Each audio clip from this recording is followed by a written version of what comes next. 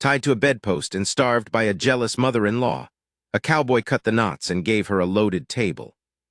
The rope was hemp, old stuff, frayed at the middle like somebody'd been working at it for days, which she had, I found out later.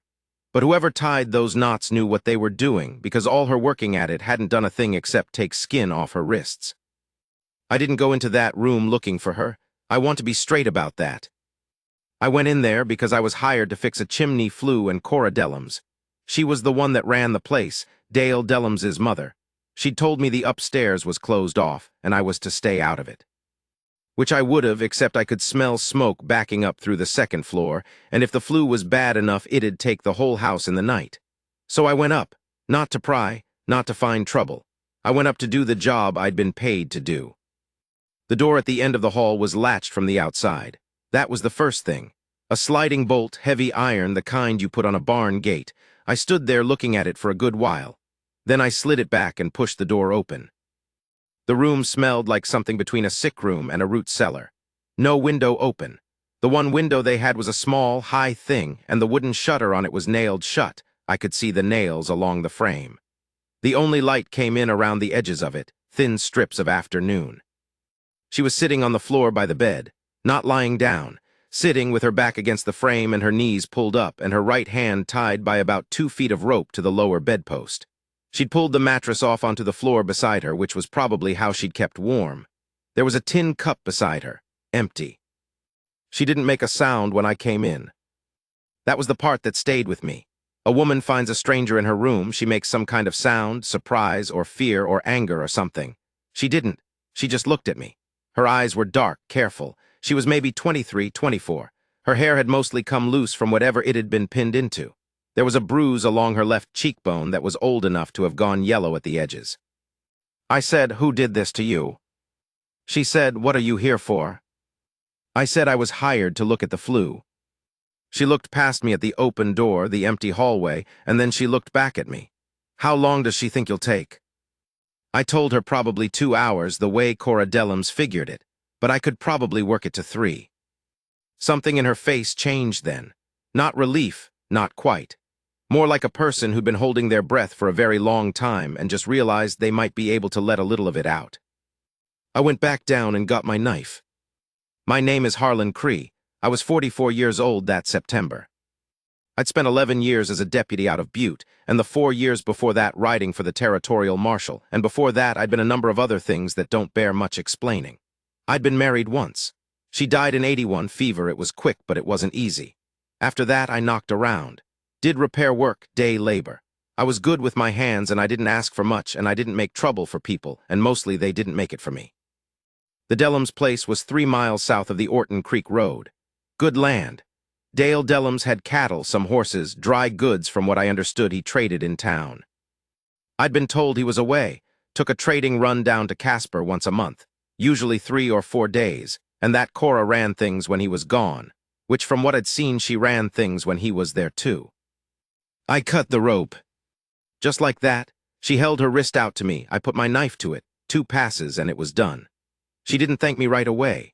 She sat for a moment rubbing her wrist with her other hand, and I watched the rope fall to the floor, and I thought about what kind of man leaves his wife in the care of a woman who'd do this.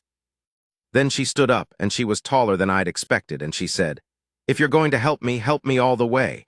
Don't cut me loose and leave me here alone." I told her I wasn't planning to.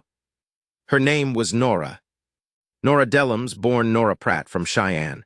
She told me that while I looked at the flue, and yes, it was bad, I wasn't lying about that, and she stood in the kitchen doorway watching the yard through the screen. She didn't tell it all at once. It came in pieces, the way real things come. She'd come to the Dellums place 14 months ago. Dale had courted her in Cheyenne, presented himself as a straightforward man with solid land, and she'd believed him because there was nothing obvious to disbelieve. What she hadn't known, what nobody thought to tell her, was that his mother had been running that house alone for 9 years since Dale's father died, and that Cora Dellums had no intention of sharing it.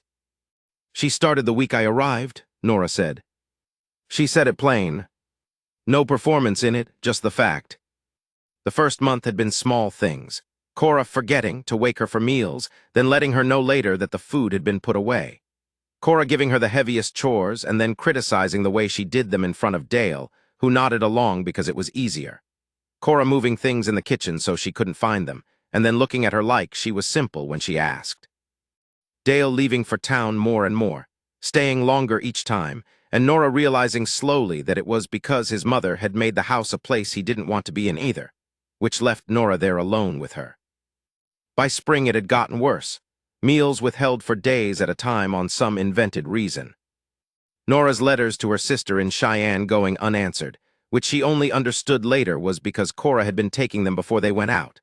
The bruise on her cheekbone, she told me without my asking, was from 6 weeks ago.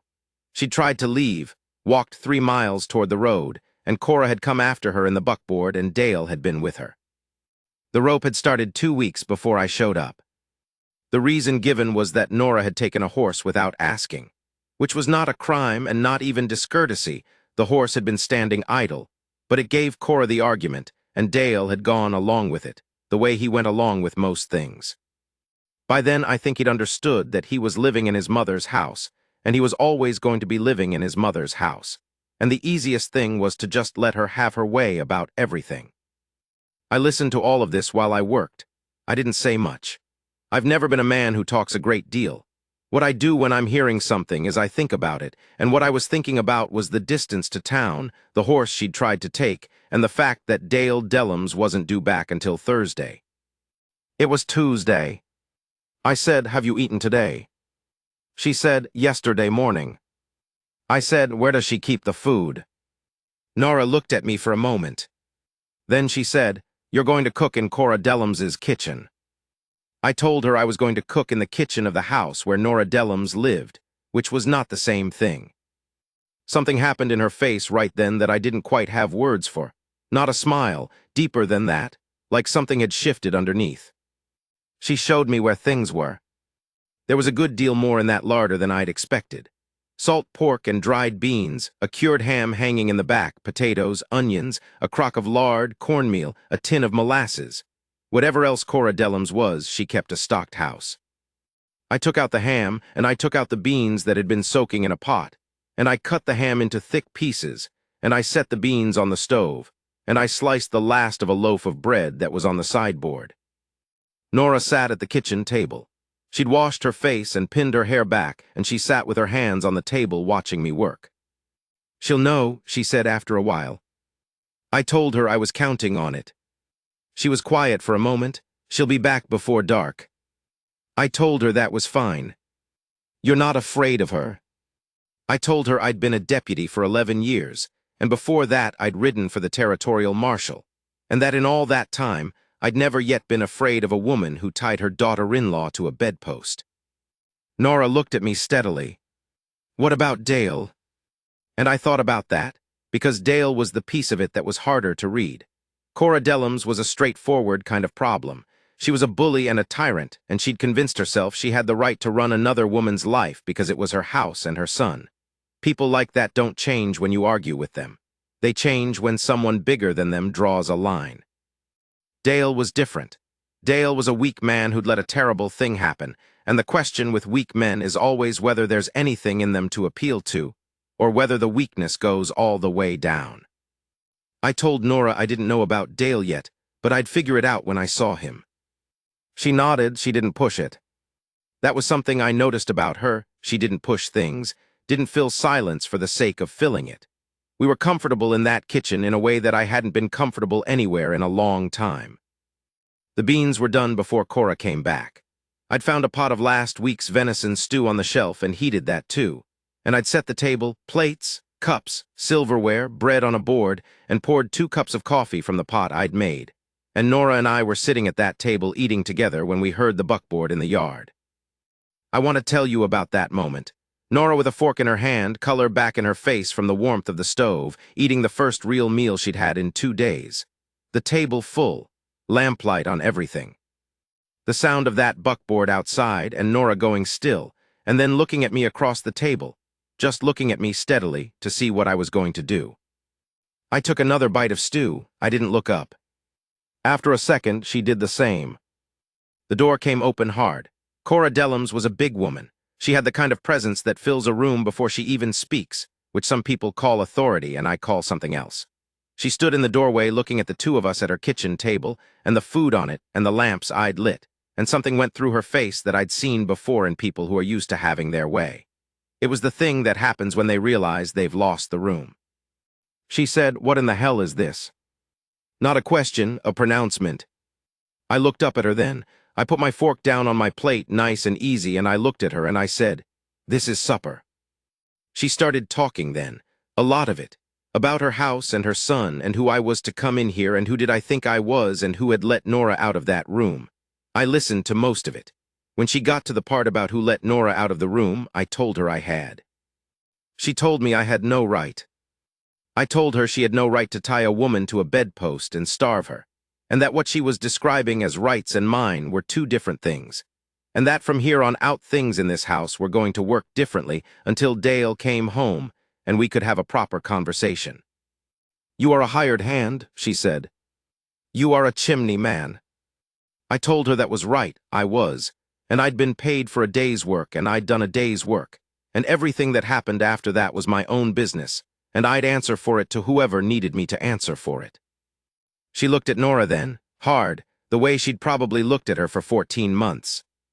Nora didn't look away. That was when I understood that what Nora needed, more than a man to fight for her, more than someone to cut the rope, was to see that Cora Dellums could be stood up to. Because Cora had made herself seem enormous, made herself seem inevitable, the way those people do. And all it took was one person in the room who wasn't afraid of her, and suddenly she was just a heavy-set woman in a doorway who wasn't getting what she wanted. Nora looked at her and didn't look away, and I watched it happen. Cora slept that night in her room. Nora slept in hers, the real bedroom, hers and Dale's, not the room with the bedpost. I slept in the barn, which is where a hired man sleeps and which suited me fine. I've slept in worse. I lay there in the hay listening to the night sounds and thinking about what came next. In the morning I made breakfast. I'm going to keep saying that because it mattered. Every meal was a statement. I made eggs, and I made biscuits, and I made bacon from what I found in the smokehouse, and I set the table and called out, and Nora came down and we ate, and Cora did not come down at all, and we didn't mention her. Nora said, "You didn't have to stay." I told her I hadn't found a reason to leave yet. She looked at me over her coffee cup. "You could lose work over this. Word gets around about a man who makes trouble at somebody's place." I told her that was probably true, and I poured more coffee, and that was the end of that conversation. On Wednesday, I fixed a section of fence on the south side of the property that had been down for what looked like 2 months. Nobody asked me to. I just saw it needed doing, and I did it. Nora brought me water in the afternoon, walked it out to where I was working, and stood there a while watching me string wire. She didn't talk much. Occasionally, she'd hand me something, a tool, a staple, hold a post while I drove it. She was useful. She didn't pretend not to be. Cora ate in her room both days. She didn't speak to either of us. That was its own kind of answer. On Thursday afternoon, I heard the buckboard before I saw it, and I came out from behind the barn where I'd been splitting wood, and I watched Dale Dellums come up the road. He was a thin man, younger looking than I expected, with his mother's heavy jaw softened down to something less. He drove the buckboard into the yard, and he saw me, and his face did a series of things in about 2 seconds. He said, "Who are you?" I told him my name, and that I'd been hired by his mother to fix the flue, which I'd done, and that I'd stayed on a day extra because there was other work that needed doing.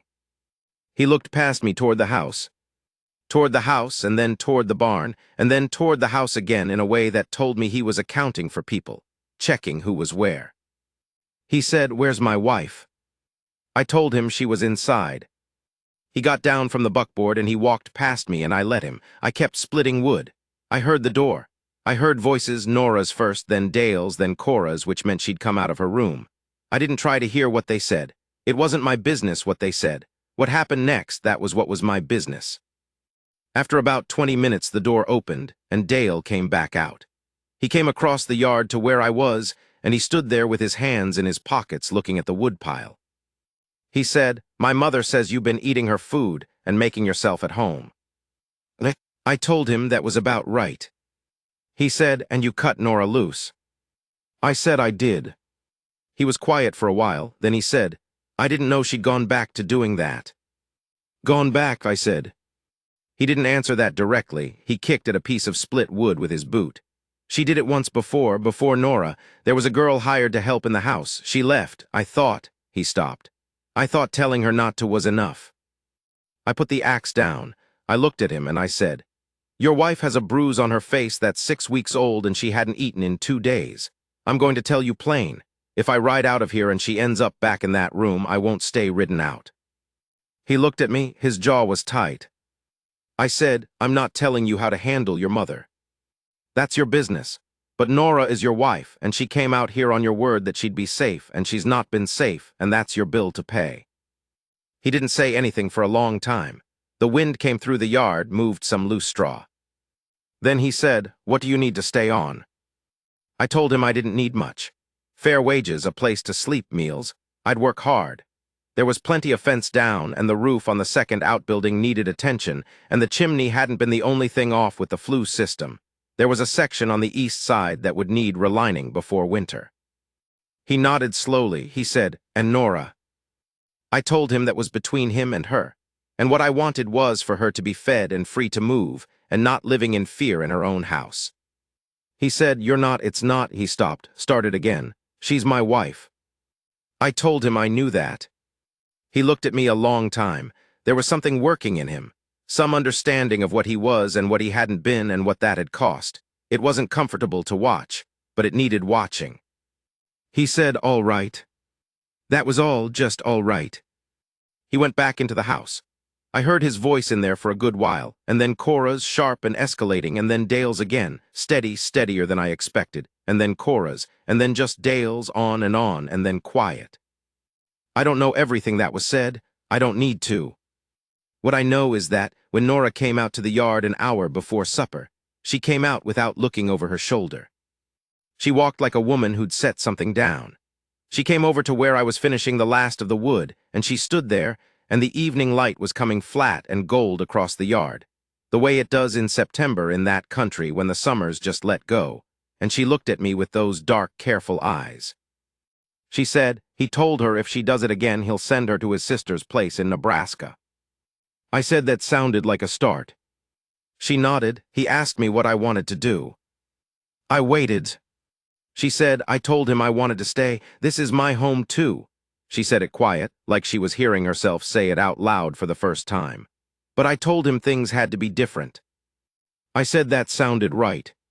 She was quiet a moment, looking at the last of the wood I'd split, the neat rows of it against the barn wall. Then she said, he asked if you'd stay on. I told her I'd said I would. She looked at me. Why? I thought about how to answer that. I've never been fast with words. I stood there turning it over, and what I finally said was, I had a place I was needed, and it had been a while since I'd had one of those.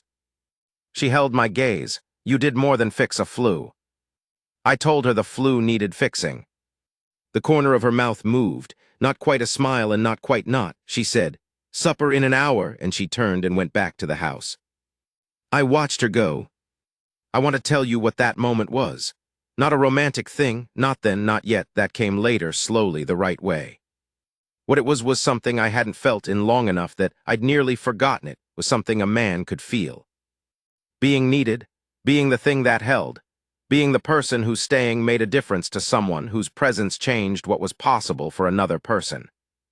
I was 44 years old and I'd spent years drifting after my wife died, telling myself the drifting was fine, that I was a man who traveled light, that it was simpler without roots. And maybe it was simpler. Simpler isn't the same thing as good. The meal that night was the best I'd had since I didn't know when, and it wasn't because the food was anything special. It was salt pork and beans again, biscuits, some of the dried apple Nora had put into a pan with sugar and cinnamon and coffee. Cora sat at the table. She didn't talk. Neither did Dale much. Nora sat across from me and passed things without being asked and refilled my cup when it was low and didn't once look at her mother-in-law the way I'd seen her looking at her before, that small, braced look, waiting for the blow. She looked at ease in her own kitchen. I stayed the winter. I want to move carefully through this because I don't want to make it sound like something it wasn't. It was 4 months of hard work. Cora was still Cora. She didn't warm to me, never would, but Dale had drawn the line and she stayed inside it. Dale himself was around more, helped with the cattle some, and I think he was trying to figure out how to be different in his own house without knowing exactly how to do it. He was getting there. It was awkward and slow, but it was happening. What changed between me and Nora changed the way real things change, without you seeing it move. It started with meals. She cooked and I came in from the work and we'd sit and eat and talk about the ranch, about what needed doing, sometimes about other things, places, books she'd read, things she'd heard in town. She was sharp, sharper than she'd had any room to show while she'd been ground down under Cora's thumb. She had opinions about things and she didn't hold them back around me, which felt like something she was trying out, speaking plainly, saying what she thought, seeing if it was safe. It was safe. In November, there was a week of hard snow, the early kind that catches you. I was out breaking trail for the cattle, and I came in with my hands half frozen, and she took them in hers and held them. Just held them. Both her hands around both mine, and she bent her head down over them, and she breathed on them, and I stood there in the door of the barn and didn't say anything, and neither did she. That was the first real moment. That was when I knew. In December, 2 days before Christmas, she came to the barn where I was working by lamplight on a piece of harness, and she stood in the doorway and she said my name in a way she hadn't said it before. I put the harness down. She said, "I want you to know something." I waited. She said, "Before you came here, I had started to think there wasn't going to be any of this. Any life, any future. I thought this was just going to be what it was, and I was going to get smaller and smaller until there wasn't anything left." I said, "But it's not." She said, "No, and then because of you." I started to say something about how she would have found a way herself, which she probably would have, and she cut me off. She said, "Let me say it." I let her say it. "You walked into that room," she said, "and you cut that rope, and you cooked a meal in Cora Dellums's kitchen like you had every right in the world to be there, and you stayed." She stopped. "You stayed, Harlan." I told her I was comfortable. She laughed, surprised herself doing it. It was a real laugh, the kind that comes up fast and breaks open, and she put her hand over her mouth after, and her eyes were bright in the lamplight. Then she stepped forward and she put both her arms around me, just held on, her head against my chest. I put my arms around her and I held her back, and I could feel her breathing, feel it slow and settle. She said into my shirt, "Thank you." I told her she didn't owe me thanks. She said, "I know, that's not why I'm saying it." We stood there a while in the lamplight in the cold of the barn, and the horses moved in their stalls, and the wind moved outside, and the lamp flame moved in its glass. And I held her and she held me, and it was the most at home I'd felt in 4 years.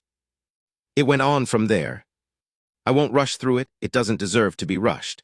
The winter turned to spring and the spring to summer, and Dale and Nora had it out properly in February, all the things that'd been left unsaid, and it was hard going, but they came out the other side of it to somewhere more honest. Cora went to her daughter in Nebraska in March.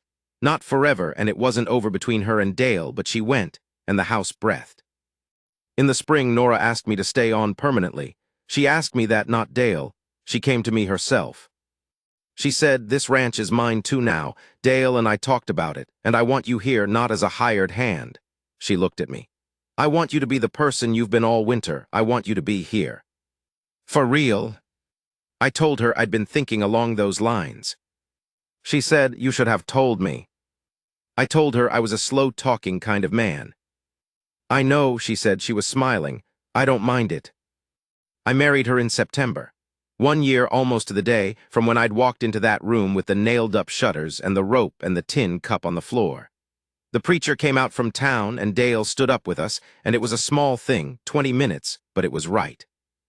After, Nora took my arm and we walked back toward the house, and the evening light came across the valley, the way it does in September in that country, flat and gold. And the hay was cut and drying in the fields, and the cattle were fat from summer grass.